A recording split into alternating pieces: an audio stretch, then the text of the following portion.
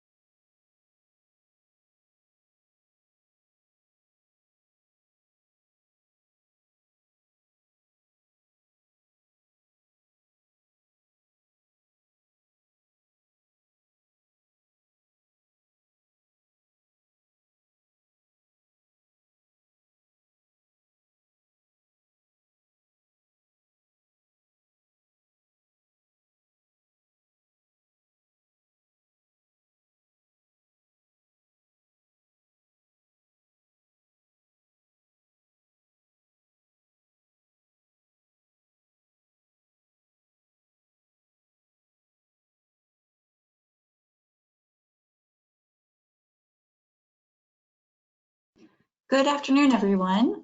This is Jennifer Fabrini from All Chicago, and this is the COVID-19 Housing Provider Sharing and Problem Solving session. This is our weekly Thursday afternoon webinars. Thank you all for joining. Today's session will go until 4 o'clock, which is 30 minutes longer than usual. We do have a lot of content to cover today, which is why we extended the time. Although if we don't need it all, then we'll end early, but that is the plan for today. So some housekeeping items to start with. Everyone will remain on mute throughout the session. If you are calling in by phone, please dial *6 to mute yourself and stay on mute. We do appreciate that for a nice, smooth experience for everyone. If you're having any trouble with audio, you can click on the audio drop down and call in by telephone instead of the computer. Please don't put us on hold if you are on the phone. And we will stop for questions at the end of each section of today's presentation. So please feel free to ask questions at any time and put those in the question or chat box. So here you have a little visual of the question box where you can ask your questions. If you have any technical difficulties, you can raise your hand and we will try and assist you. So I do have several colleagues as well helping to monitor your questions. Torlin Winbush is on supporting, and we have Karen Kowal and Elizabeth Perez.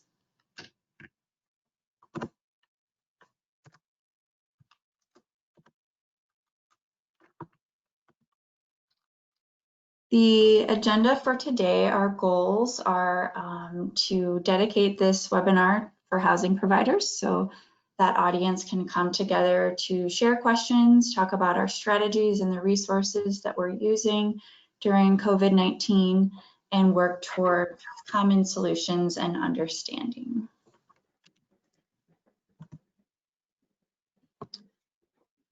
This week's topics, we have 3 different topics we'll be working through. The first is Expedited Housing Initiative, and we'll provide some technical assistance on disability self-certifications. And then we will be explaining a little bit about the new HUD waiver that HUD released on May 22nd. I'd also like to mention that we have Taylor Kiley from HUD has joined us today. So thank you so much for being on, Taylor. And then lastly, we will wrap up and talk about our topics for next week. So as I mentioned, Karen Kowal is here. She'll be presenting. Elizabeth Perez is also presenting. My name is Jennifer Fabrini. And we also have our partners from Facing Forward to End Homelessness and Thresholds who contributed to the disability self-certification technical assistance that we'll be sharing with you. Unfortunately, Laura Bass had a last-minute emergency and won't be joining us. We do have Rosemary Mendez from Thresholds. So with that, I will pass it over to Karen Kowal to talk about the Expedited Housing Initiative. Hi everyone, I'm back. Nice to virtually see everyone again. Hopefully my air conditioner, which is very close to my microphone, isn't too loud. Thanks for having me again. I'm hopefully doing what we are going to call an update for the Expedited Housing Initiative. I know some of you have heard this in various places, so I'm going to try to not be too repetitive, though I don't want to assume everyone's been on every call. So the Expedited Housing Initiative is a project that I'm managing that we hope to start pretty soon. The goals of this project, as many of you know, are to accelerate, if we're funded fully, we want to accelerate placements to help at least 1,750 households achieve permanent housing in 12 months. We want to reduce the time to housing. As we know, right now it's about 80 days, and we would like to make that 30 days or less. we want to leverage and effectively use the CARES Act funding for housing solutions. So we, All Chicago, put a recommendation into the city with input from a variety of people on the system funding work group to recommend how the ESG funding should be funded. And we asked for a lot of it for rapid rehousing. And then like really try and test things, which is the spirit of the implementation structure, but then adopt some of these lessons to see if we can continue the improvements and the efficiencies in the system. So, so there's been a lot of activity that's been going on kind of in preparation for this initiative to get going. And we kind of see 4 kind of progressive steps that are happening. So one of the things we're doing is we're really centralizing housing activities. I know some of you have heard us talk about this in various venues. So many of your housing locators were really instrumental in centralizing landlord engagement and increasing the list of landlords that we have for this initiative and for the system. All Chicago has been successful in getting some funding for a landlord risk mitigation fund, and we'll be rolling out how that's going to work soon. We're still need some private dollars, but we hope to have holding fees and we have a great partnership with the Chicago Furniture Bank. I mean, holding fees really allow us to move people quickly because the unit is readily available. The way we plan to move folks in is by really having an intensive period of moving in where folks can see units, they can apply for them, they can sign the lease in rapid succession. And then the most important piece for the success of this project is really high quality services from you all in the community. This is housing navigators to help with moving in, and then case management to ensure stability in housing. And then we really hope to streamline and create new paths to permanent housing. So so one thing is increasing the pathway to other subsidies. So we know that Chicago has a huge affordability issue, and so exploring CHA as an opportunity and pathway for a subsidy. I think we're also exploring a lot of roommate situations, and rapid rehousing providers know that that's been going on for quite some time. Okay, so again, kind of just some details of these activities. Right now, we really mobilize the landlord system. We have about 96 landlords who have reported that have 420 units open. So I mean, I think that's a great view into the feasibility of this over the long term. And this is without any big formal asks of having the mayor do a call out or doing a direct call out to certain types of housing owners. So I think this is just the tip of what we're going to see. So we've been doing a lot of conversations about staffing up, a lot of conversations with rapid rehousing providers and housing navigators. And to get started, we're really leveraging All Chicago's existing funding sources and resources to start moving folks out of Hotel 166 this month. And I'll give you more details on that in a minute. And then, really our next one is paving the way for additional long-term subsidies and, the continued conversations we've been having with about reducing barriers, right? And so this isn't just barriers from our COC housing providers, which most of you have very few, if any, but really barriers that are systemic, like from IDA,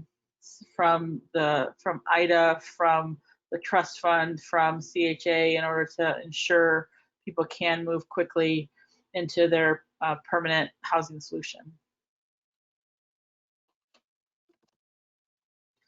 So I just want to talk a little bit about the population and pathways that we're seeing. So most of you know we've changed the CE prioritization to have a temporary prioritization, and that was done in partnership with the health department. I know there's questions and controversy in this decision, but this is what we're moving forward with. So we will focus on folks who are at high risk of serious illness due to COVID-19 and who aren't positive. We will be shielding, starting with the shielding locations such as Hotel 166. There are set asides over the term of when we have this prioritization in place for youth, families, and unsheltered. And then we are like holding the city and holding the system to racial equity. So I would say in Hotel 166, the percentage breakdown based on race is slightly different than what we're seeing in the homeless population at large. And so we just want to make sure that as we move forward, the targeted shielding group is reflective of the racial equity we normally see. So in our proposal to the city and our recommendation, so we've estimated the following housing paths for folks. Again, this is an estimate, and it's based on the full funding that we requested from the city. So looking at our turnover, we targeted about 500 of our turnover units in PSH to this project. So that's less than what we do in a 12-month period. So it's a conservative estimate. So we may have some opportunity to have additional folks move into PSH. And then 1,200 of those 1,700 or so people were targeted for time-limited subsidies like rapid rehousing, which will look like rapid rehousing. And that's a combination of our existing turnover, which is about 400 per year, and then new resources through this funding through the CARES Act for about 800 more households. And again, we really feel that affordability, and we hear this from our rapid rehousing providers especially, it's not a service challenge, it's really the challenge of getting long-term affordability through rental subsidies. So I think I've shown this flow before, and I'm just going to go through it real briefly. So this is the reflection of kind of the cohort model we're doing. So we identify a participant for the initiative. This is primarily through the temporary prioritization, and primarily those in Hotel 166 to start. And then the participant completes an accelerated moving event, which I'll go through the more details of that. In June, we're going to do a couple of cohorts of about 35 to 40 to move out this month. We've already assessed everyone at the hotel for their housing needs. So Stephanie's done that through the coordinated entry process. And then after this event, they go through this event, which is all the steps to get housed. They'll move into their unit, and then they'll be transitioning into services with a rapid rehousing case manager. And that together, they're going to develop a housing plan. And that housing plan, oops, could you just go back? There's a timer on that one, sorry. And then executing their housing plan. So this is the real expertise of rapid rehousing case managers, of developing and executing a housing plan to a variety of different housing types. So as I've mentioned many times, we see kind of the outcome of this housing plan being 4 or even more potential types. So PSH, of course, ongoing subsidy like CHA, FUP, etc. And then more of like market rate, roommate situations, family and friends, things like that. So go ahead. So what does this expedited moving event look like? So we really see this as kind of 3 phases. So there's things that are happening before the event, of course. So we identify these cohorts. We ensure they all have an assessment for housing. We give the housing documentation to housing navigators. So this is when the assignment to a housing navigator would occur. And then we make sure that all this stuff is in HMIS and things like that. So at the event, what we're doing is we're really orientating them to this event, also orientating them to what they can expect in housing. They will be viewing units virtually, probably 2, but if folks need a few more, we will do a few more. They'll then pick one, and then they'll apply, do the background check, all of those things, and then they'll move on to a station that's about furniture selection. The Chicago Furniture Bank is going to be on site to help them either pick furniture from a pre-selected furniture catalog, or they'll set up some virtual showings for them if they need it. And then the last piece on that day is what we're working on, which we may not get to in June, but we will certainly get to in the future, is an assessment for an income intervention. So we are seeing quite a number of folks who either do not have income and or are interested in increasing their income through employment. And so we want to make sure those folks have targeted interventions. So we've been working about getting some SOAR workers to help with that and increasing, making sure the SOAR capacity in our system is fully utilized today. So then after the event, because I mean, right now we don't feel like this can all happen in one day. Maybe in the future it can, but once they're approved, they'll do their lease signing and we'll review the lease with them. The housing navigator will help them coordinate their utilities. They'll work with the furniture bank to confirm the furniture delivery. Folks will move in, and then we're going to have just a warm handoff to the case manager. One thing that's not on the slide is we do anticipate a kind of meet and greet between the case manager and the client during the moving event, so we can start that relationship as soon as possible. Go ahead. So I'm talking to you today because I want everyone to understand what to expect moving forward. So this is not an isolated initiative that's only going to affect rapid rehousing providers. So this is an initiative that's going to affect all of you if you have openings and you're requesting matches. So any referral you receive as a PSH provider and a rapid rehousing provider are going to be referrals from Hotel 166 guests until we exhaust those and move on to the next section of the system to house. So you'll find your participants will already be in house, so in temporary housing. So if you want to call it temporary housing, you want to call it bridge housing, you want to call it whatever, they're all going to be housed. So this idea of searching and finding someone is really not going to be occurring. The next piece is a warm handoff between the providers. So we envision that the rapid rehousing case manager will work with the next case manager and the next agency to ensure a smooth handoff. If we need to re-engage housing navigators for that, we will do that.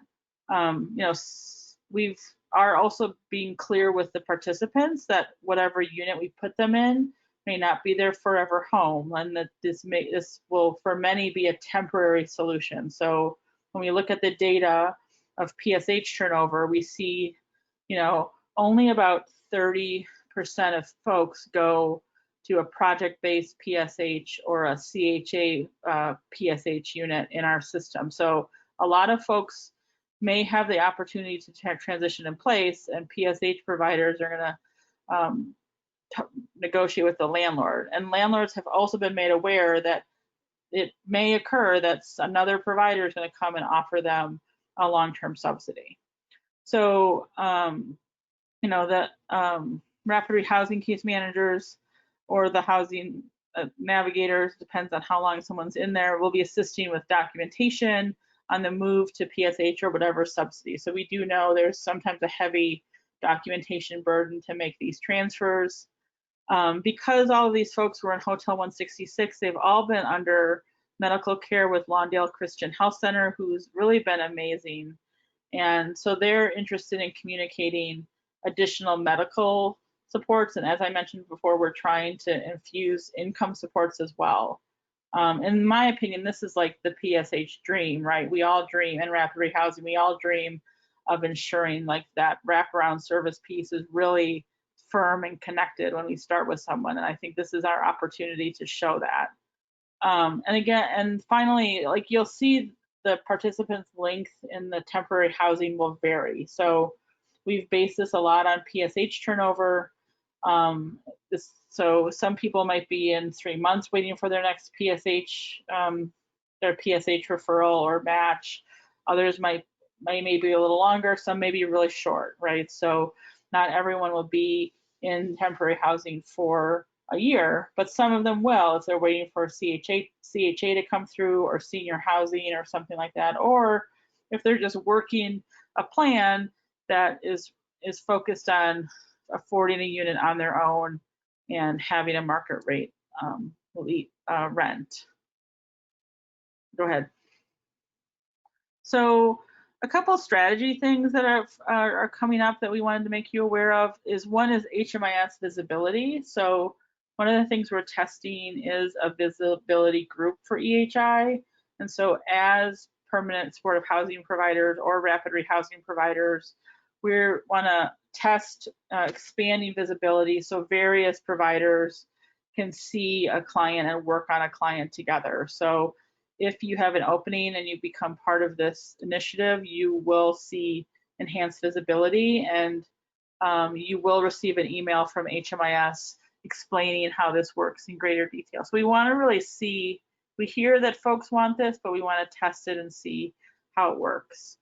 Again, you know, the accountability plan states that your participation in the accountability plan can affect ranking, so we'll see how that works as a policy, though I and maybe many of you keep hoping there will be no NOFA, so no need to use those policies this year. And then, like, again, looking at our lessons learned and seeing if there's any like clear policy decisions that we can make or change in order to keep enhancing and improving on the system. I think that's all I've got, and that seemed like a lot. So sorry I took more time. Great, thank you, Karen. So you do have a number of questions in the chat box. So I'm just gonna start at the top. So one person asked if the Chicago Furniture Bank plans to resume the option of deliveries to the units rather than curbside delivery only, and whether that will be happening soon. So yeah, so for the Expedited Housing Initiative, we've really been working close with the Furniture Bank. We've like negotiated a specific cost and package for this, and one of the other things we helped do was give them PPE. So for Expedited Housing, they are going to go in the unit and put the furniture into every unit. So I don't know if you do it outside of EHI, how they're going to, if they're going to do in unit delivery, but we've, you know, we are assuming and promising that they'll be able to get into a unit before a client gets in there. So even though all these folks are negative for COVID-19, we still felt it was important for them to have the furniture in the unit before they got there. great. Next question is, in light of this course, will agencies have funding expanded to increase the number of households for which it is responsible? So if that's for rapid rehousing, I don't know what the impetus of that. So we at All Chicago, like the recommendation we made to the city, and if it's funded, is a lot of units. Like, I'm not gonna lie to you, like that's a lot of units, and we need a lot of case managers. And so we, you know, are starting with expanding with our ESG rapid rehousing providers. We are planning to open it up to have others join us, especially if agencies want to try rapid rehousing or doing something like that. We've already also reached out to all the COC rapid rehousing providers who are also interested in like coming with us on this journey of expedited housing. And so with that would come funding, right? So this is 17, like our recommendation was $17 million, and anything we get less than that is still a lot of money. So there would be funding for those who are part of the initiative. If that's the question, I guess I might not be understanding the full question. Okay. Next question is, would a transfer case like PSH to Safe Haven be eligible for the accelerated moving? So they have a participant who's highly vulnerable, and there is a vacancy. They're just waiting on the housing management. I mean, I think in general, like even with the accountability plan, we've been thinking of everybody during this time as being part of this initiative, whether they specifically have a rapid rehousing connection or not. I mean, I think I would have to like get a little bit more detail and understand like what resources the EHI could provide for that type of transfer. Okay, and one more question as of right now, but everybody feel free to keep asking your questions. These are really good ones. Will these participants meet the chronic homeless definition? So, so everyone, we're just going to move folks into temporary units, not really like being too concerned of, are they chronic? Are they this? Are they that? But when you request a match as a PSH provider, we will still, we have to honor the eligibility and need that you have in your contract, right? So if your eligibility is someone who's chronic for PSH, then we would find the next chronic person who's been moved out of Hotel 166 to be matched or referred to your program. So like, but if your eligibility for whatever reason is non-chronic, you may get someone who is not chronic, because at this moment in time, we're seeing lots of different things. So I hope that answers it. We're not going to send anyone who doesn't meet your minimum eligibility, is the bottom line. Great. That's all the questions we have right now, Karen. Thank you. So we will move on to the next section of our presentation, which is disability self-certification. The purpose here is for us to review what's allowed by the March 31st HUD waiver. So that was quite a while ago. We'll just review some key parts of that related to disability, the disability waiver, and we'll talk about the documentation and record keeping requirements, again, just around the disability waiver. And then what's really exciting is that we had several partners that developed templates for disability self-certification, and they are willing and eager to share their templates with you all. So we'll take a look at that, and you can use that for your own agency to develop your own self-certification form. So we'll look at those. And then last, we will share and discuss best practices around how to use those self-certification forms.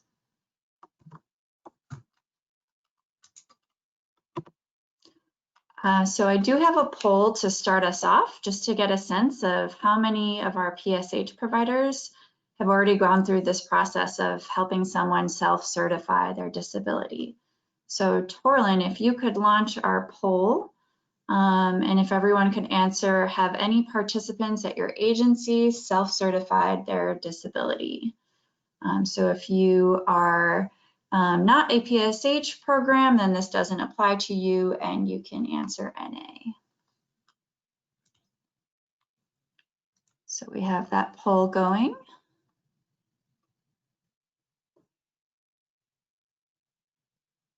I'll give it about 30 more seconds.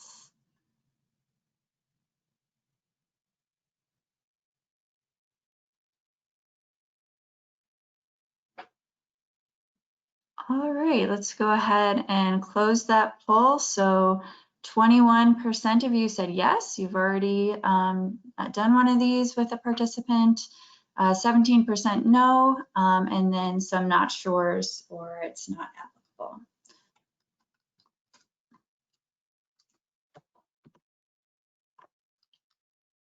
So just as a reminder, on March 31st, HUD released a waiver that allowed certain regulatory flexibilities for CPD grant programs. And for the COC program, the second item on the list was that disability documentation for permanent supportive housing programs could be self-certified instead of needing to get third-party documentation within 45 days, which is the normal regulatory requirement. The waiver requires that if you're going to use this flexibility, you have to notify HUD in writing 2 days before you start to use it. And for the participants that you use this flexibility with, they have to have been enrolled after this waiver came out, and it has to have also been after you notified HUD that you were going to use the waiver and let 2 days pass. So those are the participants that you could apply this flexibility to.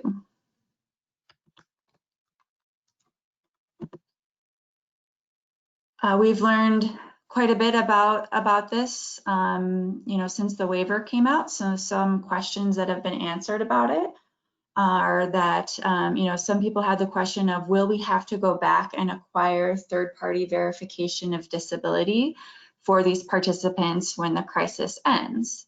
And no, HUD is not requiring that. So if someone falls into this time period and self-certifies their disability, the agency does not have to look for that third-party verification at a later date. Although agencies can choose to do that, and we understand they may have other funding requirements and reasons to want to still acquire that third-party verification, but it's not being required by HUD. Another question is, do we have to document attempts to acquire third-party verification of disability before making use of the waiver? So everybody should have agency level documentation of barriers to acquiring disability verification. That should be on file in your agency level records. And you should keep client level documentation that demonstrates that this client is falling within this waiver time period and this waiver applicability. So you should clearly notate in your files that this person has the waiver, but you do not have to document individual attempts for each individual client to get third-party verification, especially if that would delay the process of housing them at all. But again, if you want to document these things, you can, but do not allow it to delay your process. And then what goes in the emergency record keeping policy and procedure? So this is, everybody should have an emergency policy related to your record keeping that explains any adjustments to your normal documentation protocols. So that's the kind of thing you would have in there.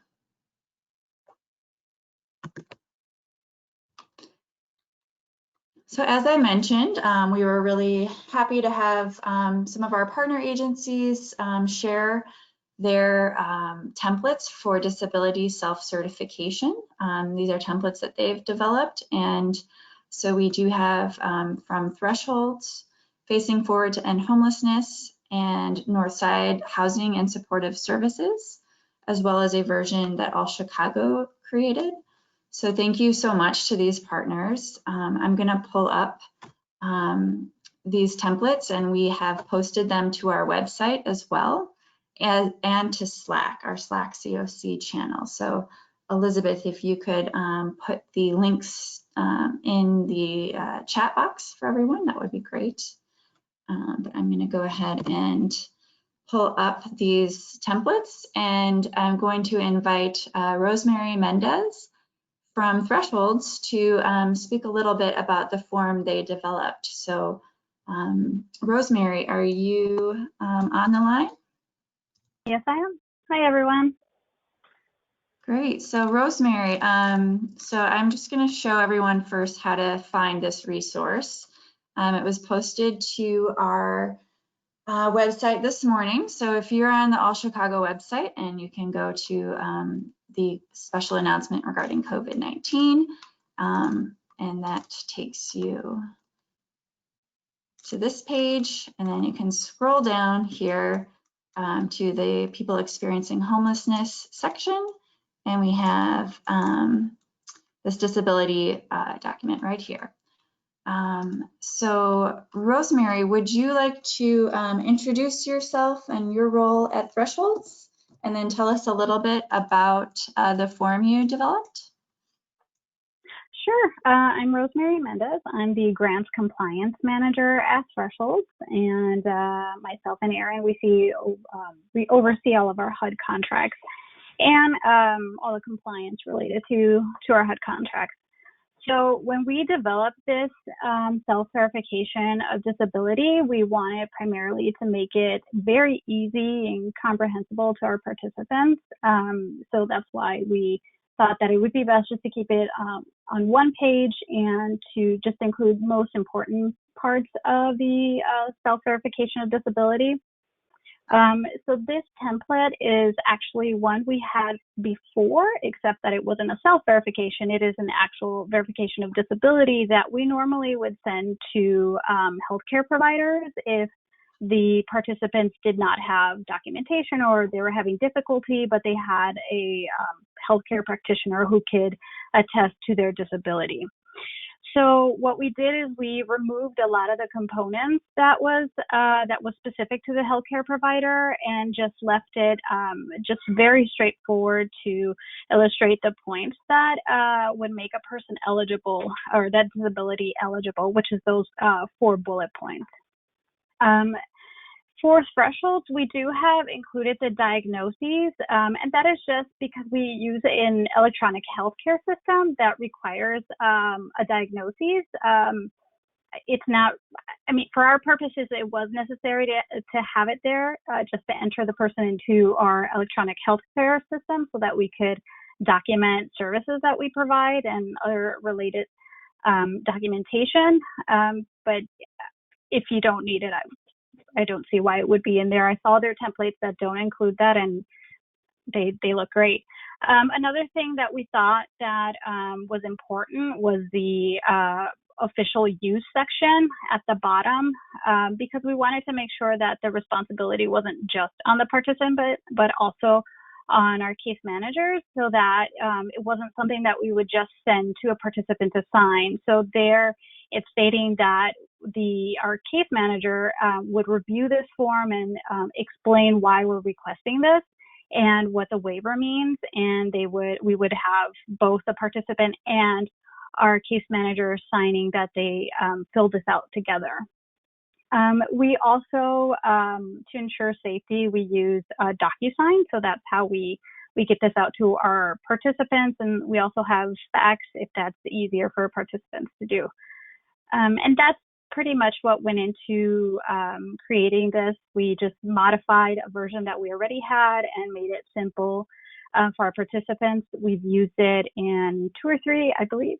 Now we're going on 3 occasions we've used this form and used DocuSign, and we haven't had any issues thus far with the form. And from our participants, they've said that it's pretty easy and straightforward to understand is the feedback that we've gotten. That's wonderful. Thank you. And you touched on this a little bit, but can you speak a little bit more to what kind of process do you have of going through this form with the client? Like, do you talk them through each part, or what does that look like, the conversation? Sure. So what we do is, so our housing outreach specialists would contact, they do their initial contact. We request the verification of disability if they say they don't have one or are having difficulties. Then we would send them this form via email if they have email, or we would send them sort of a picture of it so that they could see it. And then they would, our housing outreach specialist and the participants would review it together over the phone.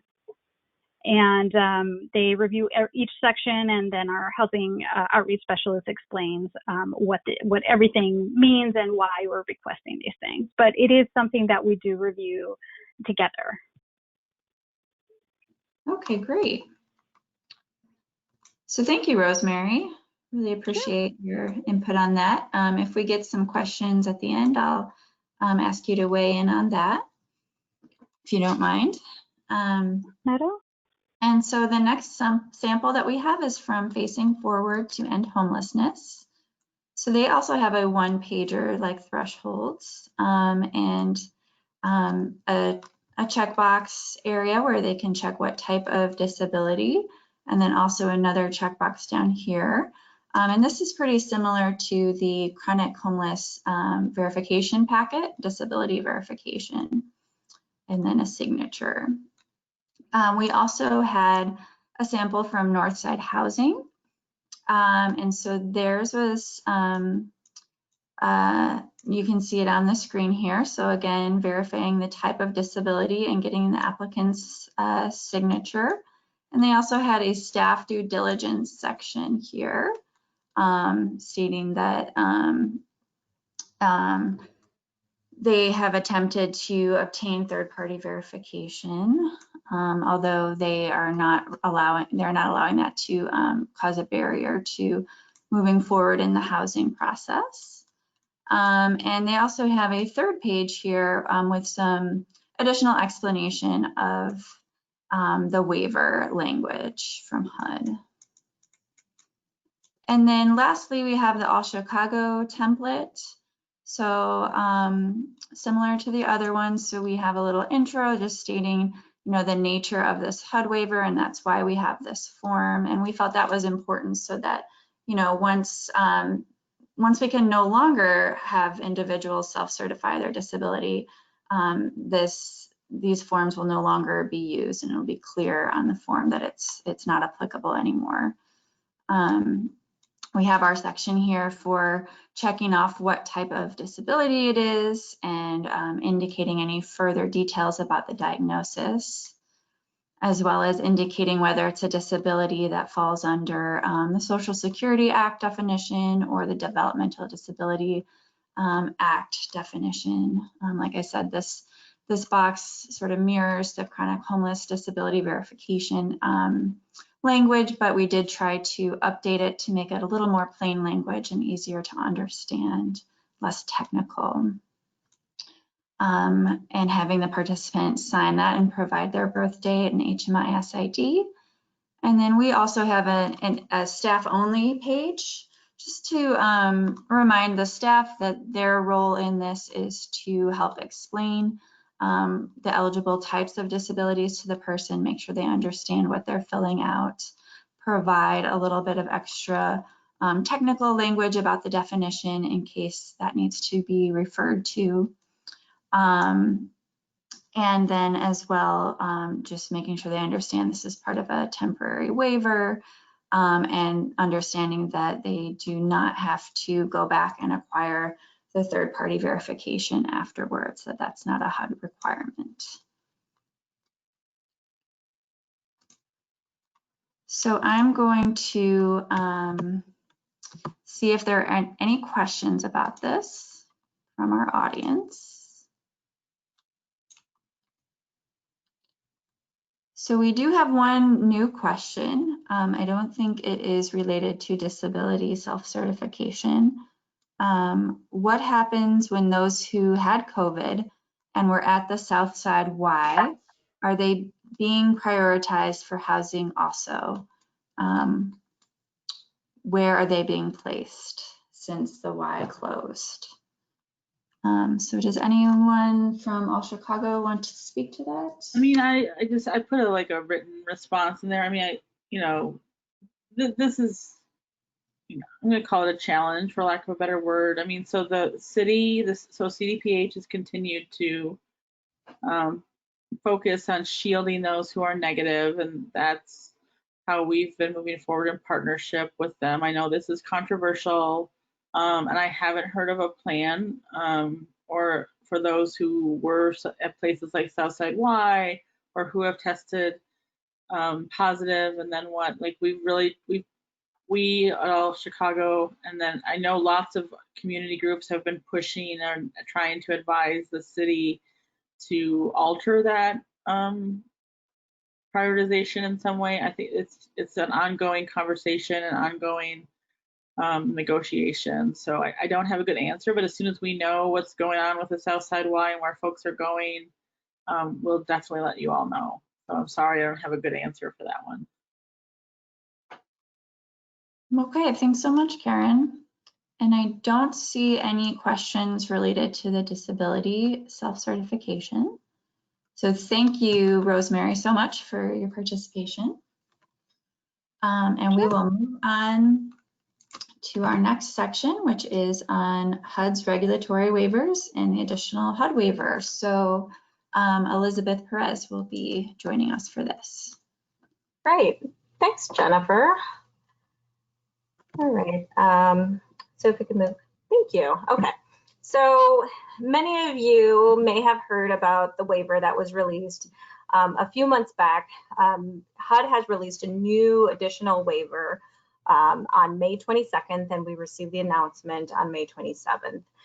So the programs that it would apply to would be for the continuum of care, the Housing Opportunities for Persons with AIDS, known as HOPWA, and the Emergency Solutions Grant. So we didn't see as many waivers as we saw in the first mega waiver that was released, but we did see a few more that are applicable to these programs. Similar to the mega waiver, it is intended to prevent the spread of COVID-19 and to facilitate the assistance to eligible communities and households economically impacted by COVID-19. The participants do have to be enrolled or in housing entered after March 31st. So that's something that we saw similar in the previous one. Next slide. All right, so here you'll see the breakdown on the HUD waivers based on their program type. So for the COC programs, we saw 4 new waivers, and those would be applicable to those that have the COC programs that are grantees. We saw 1 for ESG, and as we know here in the city of Chicago, DFSS, the city of Chicago, is the recipient of those funds, so they would be the entity that would be applying for that waiver. And then, oh, sorry, if you could go back a little bit, Jennifer. And then we have HOPWA. HOPWA had 3 waivers, and that could be a combination of the city of Chicago or the direct grantees that would be applying for the waiver. Next slide, please. All right, so now we'll dive a little bit further into the different types of waivers based on the program type. So on the screen, you'll see for the COC programs, we saw a new one that was pretty similar to, so we saw a new one related to the rapid rehousing limit on 24 months of assistance. So as we know with the rapid rehousing program, it can be geared to provide rental assistance in a range from 3 months to 24 months. And that is what we have seen. In this waiver, any participant who is reaching their 24th month during this COVID-19 time may be eligible for 3 months of additional rental assistance. So that is something new that we have seen that is only applicable for HUD COC rapid rehousing programs. And it is geared to intend for those participants that are coming to the end of that 24-month period. The second one is related to Dedicated Plus and transitional housing.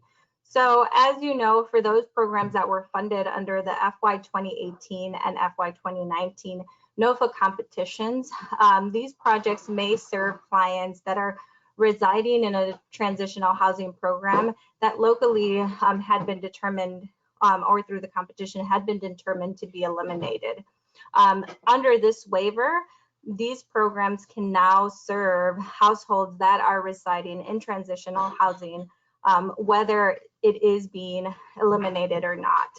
Of course, this does mean that as long as the client has met the definition of chronic homelessness upon entry to the transitional housing, then the Dedicated Plus program project may be able to serve that individual. The third one, which is pretty similar to something that we had seen previously under the expedited grant amendment process. In the waiver, we saw that HUD spoke about the assistance available at the time of renewal. So normally, what we've seen is that when a grant is when a project is entering their renewal time, it is based upon the amounts that they are provided to in the NOFA, and it tends to repeat the same budget line items. Based on this waiver, it does allow for those projects that have submitted a temporary grant amendment under the expedited grant amendment process to operate under those temporary adjustments. So if you are a project who submitted this waiver and was approved by HUD to make some temporary changes into, and shift funds between your budget line items to meet the impact of the response of COVID-19, please notify your HUD rep that you intend to continue to utilize that temporary budget. We know that right now there are some projects that are entering into their FY 2019 contract. So there is no need to kind of redo the process in submitting that expedited grant amendment, as HUD has indicated, if you have already done so. But please just make sure that you do notify your HUD rep, and you are also including us in the notification as well. And then the last one for the COC programs is something that we saw in the first round of waivers that was released regarding the rapid rehousing monthly case management. Now, as we know, normally we would expect that monthly case management would be provided to participants in the rapid rehousing program. And for the waiver that we saw that was released initially, we saw that it would be provided as needed based, on the capacity of the agency. HUD has shared how many reports have been given to them, that there is a number of limits as far as staffing capacity and a variety of different reasons related to COVID-19, such as being quarantined, children, in the home or working remotely, sometimes working elsewhere in the community, that it provides a difficulty in providing the case management. So HUD has just articulated in this new round of waiver that they have sort of extended it for an additional 3 months. So we know that many program participants may not have the capacity to meet via phone or internet, so this really does allow for projects to meet with the client, in the ability that you're able to do so. The next one is regarding the ESG, and it's pretty similar to what I had mentioned about the HUD COC rapid rehousing programs. So it's regarding to the housing stability case management. So similar under ESG rapid rehousing, they do have the ability, normally it would be expected that the case management would occur on a monthly basis. And the waiver in the initial round indicated that it was to be provided as needed due to kind of similar concerns about being able to provide that case management. HUD has extended it for an additional 3 months to allow for the agencies to determine how often they can meet with participants in the program. Next slide, please. The next program type is regarding HOPWA. So HOPWA showed 3 new waivers. One is regarding the time limits. So normally the short-term supported housing may not be able to provide residency to individuals for more than 60 days during any 6-month period. So this would include like rent, mortgage, or utility payments that would be used to prevent homelessness, but you would not be able to provide for any cost occurring over a period of more than 21 weeks in any 52 weeks. The waiver does allow for grantees to assist households for a period that exceeds that amount. Facilities may assist for a period of 120 days in a 6-month period, and payments can be made for any that have been occurred up to 52 weeks in a 52-week period. So this waiver is going to be effective for 1 year beginning on the date of the memo. And there are additional criteria that agencies should be viewing, such as documenting good faith efforts made. So HUD is really articulating that you should be determining this on a case-by-case basis, and that the grantee has also developed written policies and procedures to follow this. So please make sure that you review that additional criteria if you plan on applying this waiver for your programs.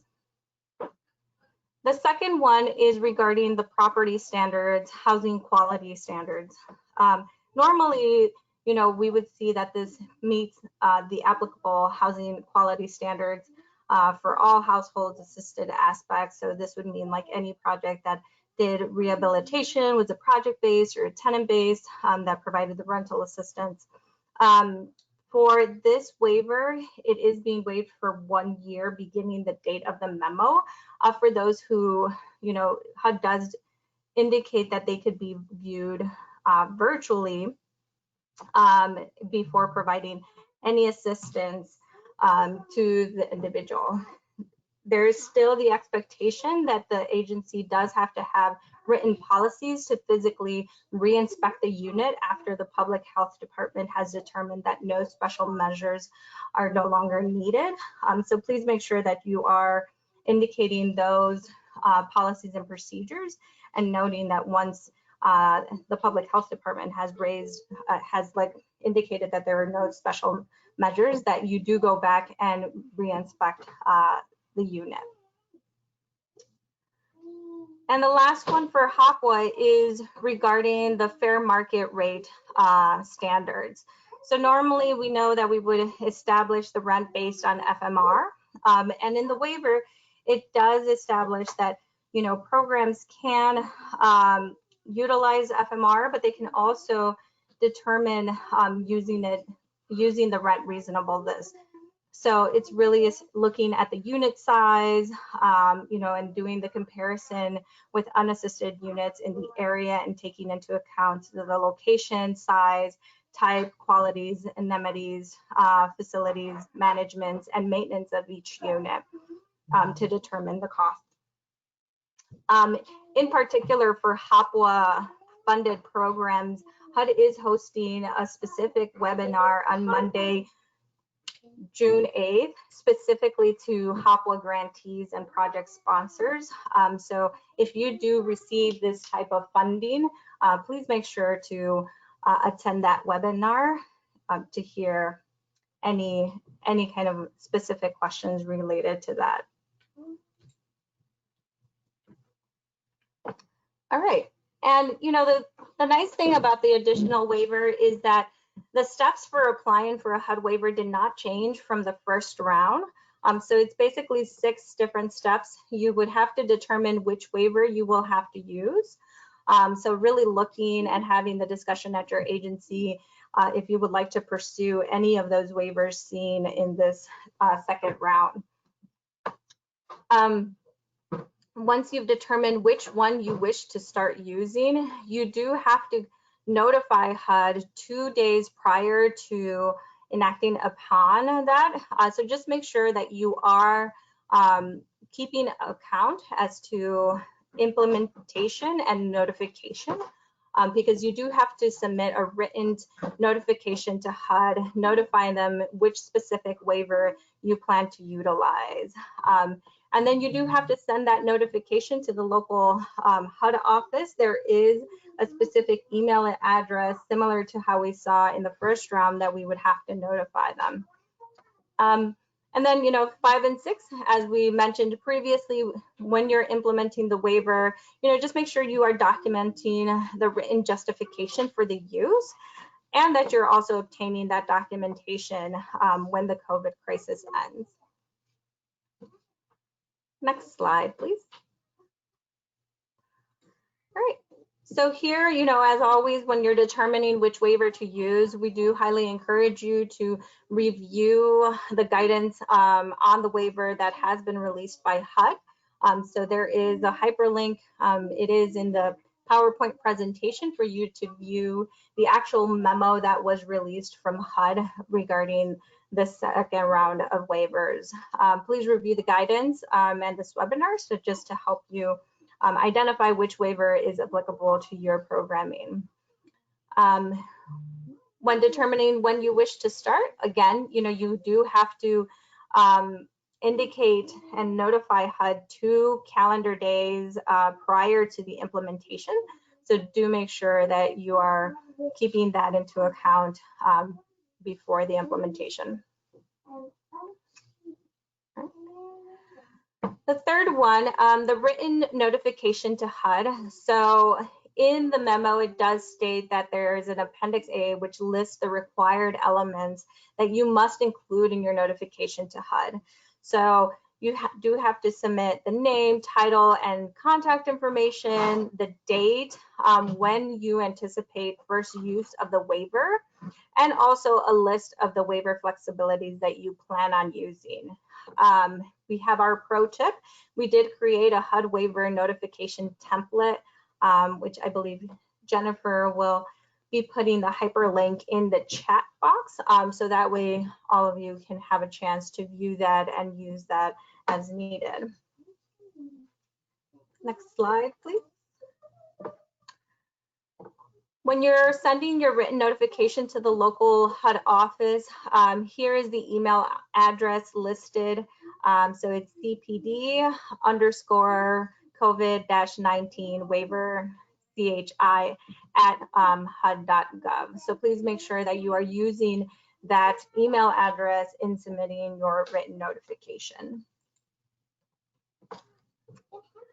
All right. As you're implementing the waiver and documenting the written justification, again, make sure you start using the waiver 2 days after you've notified HUD. Please make sure that you are updating your program records to include any written documentation of the specific conditions that justify the use of the waiver, and it's consistent with the applicability of the provisions. Again, we kind of reference the interim record keeping protocol template, which we have gone previously. So if you haven't had a chance to review that, please take some time to review that and see how it can help during this time.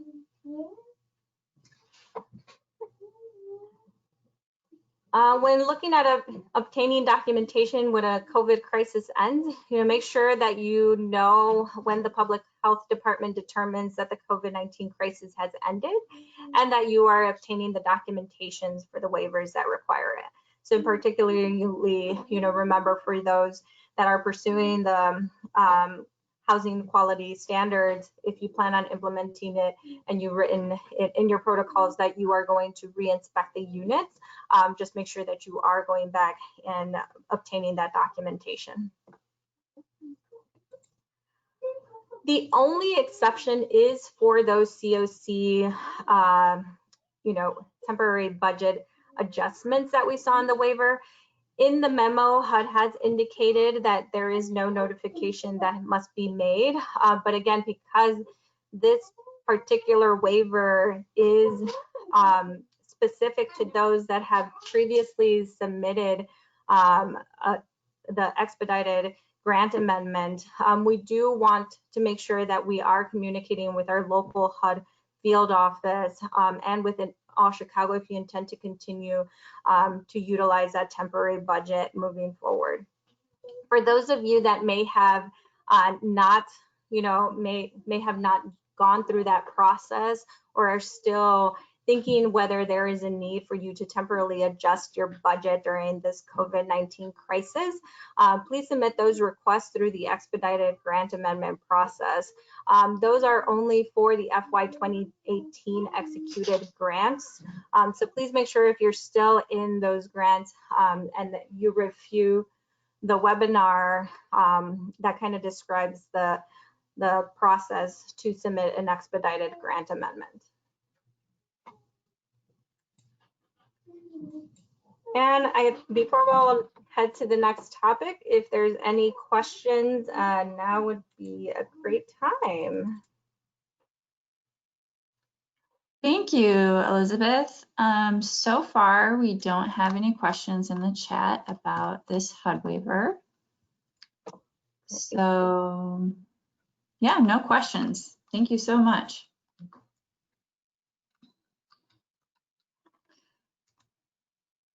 So now, just to wrap up our webinar, we always like to end by letting you know what's coming up next week. So for the next session, we will have some pediatricians joining us from the Illinois chapter of the American Academy of Pediatrics for a webinar discussing the health effects of COVID-19 on children.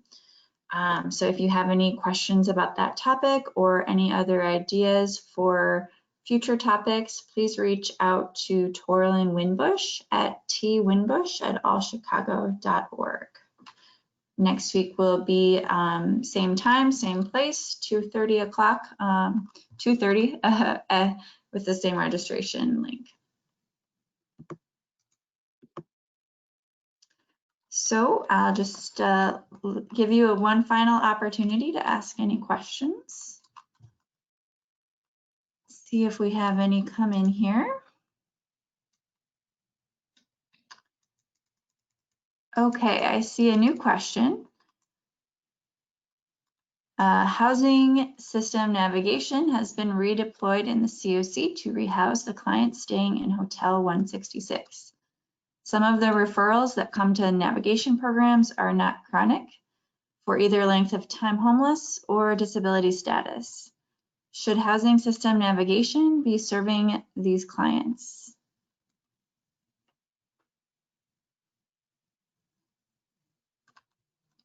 So Karen, are you still on the webinar?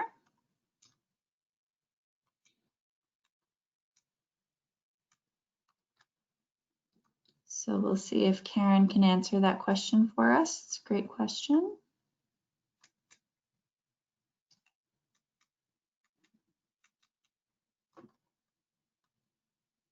All right, so Karen might have had to jump off the webinar, so I do apologize. We will try and get back to you on that question.